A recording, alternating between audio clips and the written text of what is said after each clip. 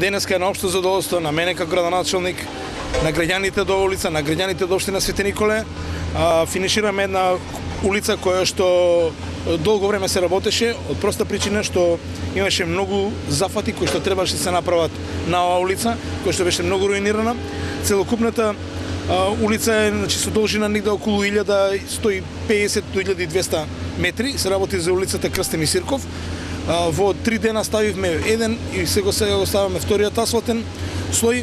Ова е многу значајно затоа што ќе се растерети прво сообраќајот, второ ќе имаме една сосем модерна сообраќајница која што ќе ја користат граѓаните на општина Свети Николе. Ова е улица која што ги има по сите светски стандарди е направена е со атмосферска канализација, со дренажа, со промена на водоводните линии, значи не може да се влегува во трапот на улица да се работи било што, завршени се сите градежни активности. Ние ќе продолжиме понатаму со истото темпо, истиот интензитет, они улици што сме ги започнале во предвидениот рок. Денеска сме 31 октомври, значи точно ја спазуваме динамиката која што ја дадовме на граѓаните во оној рок кој што беше дополнителен. Зошто дополнителен? Затоа што граѓаните од Крстен и Сирков бараат да има промена на азбестните цевки со ПВЦ цевки. Ние тоа го направивме и од тие причини се пролонгираше за неполни 2 месеца, значи за 2 месеца. Токму од тие причини од септември дојдовме во крајот на октомври.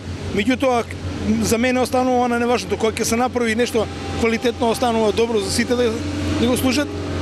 Со среќа нека и граѓаните успешно да ја користат улицата. Јас би апелирал, бидејќи има веднаш барања за лежачи полицајци. Не можеме ни да ставаме секаде лежачи полицајци. Возачите мора да бидат совесни и полицијата мора да си извршува задачата и верувам да сите ќе бидат на висината на задачата.